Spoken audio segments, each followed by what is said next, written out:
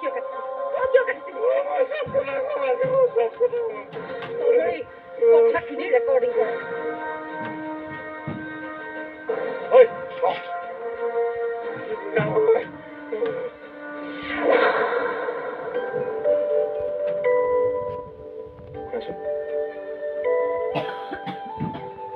বঢ়িয়া তোমাৰ গা বেয়া বুলিতো মই আৰু নিৰামিষ খুৱাব নোৱাৰো সেইকাৰণে মই লোকেল চিকেন আনি চুপ বনাইছিলোঁ খাব পৰা হৈছে নাই ধুনীয়া হৈছে থেংক ইউ চাহে ডুপ্লিকেট আছে যিকেইজন ডক্টৰে তোমাক ট্ৰিটমেণ্ট কৰিছে তেওঁলোক বাহিৰত ৰিচাৰ্চ কৰি অহা বিনা কাৰণত ৰিস্ক ল'বলৈ নকয় হ'ব চব বস্তু ৰেডি কৰি থৈছোঁ মই এবাৰ হস্পিটেললৈ আহিব লাগিব কিন্তু তোমাৰ লগত কাক থৈ যাম নালাগে আপুনি দেখোন চব থৈয়ে গৈছে তোমাৰ ওপৰত বিশ্বাস নাই তুমি উঠি যাব পাৰা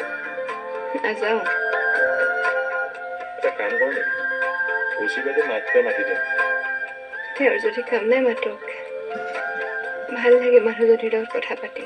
মই মা বুলিহে মাতিছোঁ হয় নেকি মই এটা কোৱাটাৰ সোমাই যাম দিয়া মেডামে বেয়া পাব নেকি নাপায় তেনেকৈ সুধিলা যে নহয় মই মানে আপোনাক মাতিবলৈ আহিছিলোঁ মানে ৰাধাৰ লগত কিছু সময় থাকিব পাৰিব নেকি হয় নেকি দেখিছা কেনেকৈ মিলি গ'ল মন ভাল হ'লে সকলো মিলি যায়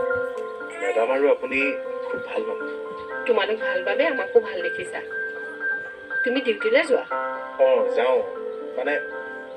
দুটাই উদ্যোগ পেলি লৈ থাকিলে চলিবলৈ অসুবিধাই হ'ব একদম ঠিক মই আহিয়ে থাকিম নহয় ছোৱালীজনী যোৱাৰ পিছত মোৰ বেলেগ কাম নাথাকে দুপৰীয়া ভাত ৰন্ধাৰ সময়খিনি আহিলেই হ'ল বাবা এইটো নহ'ব খোৱা খোৱা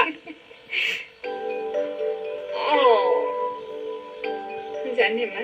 আপোনাৰ ওচৰলৈ আপোনাক লৈ আহোঁগৈ বুলি কওঁতে ইমান ভাল লাগিছিলে মই আপোনাক বুজাই ক'ব মই ইয়ালৈকে আহিবলৈ ওলাইছিলোঁৱেই তেতিয়াই এওঁ গৈ পালেগৈ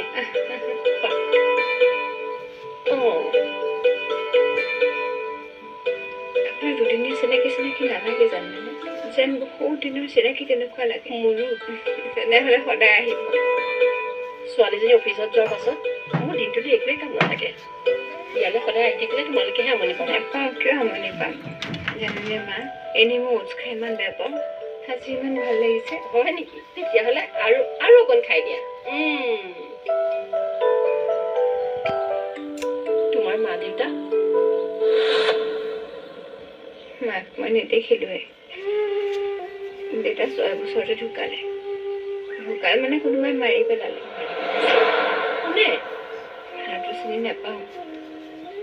সেই মানুহটোৰ লগত বহুত মানুহ আছিল আঁতৰৰ পৰাহে দেখিছিলোঁ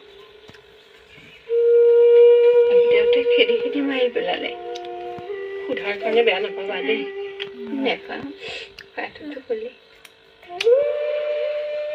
এটা কথা কওকচোন আমাৰ উচি মেডামৰ বাহিৰে আপোনাৰ কোন আছে খুৰানো ক'ত থাকে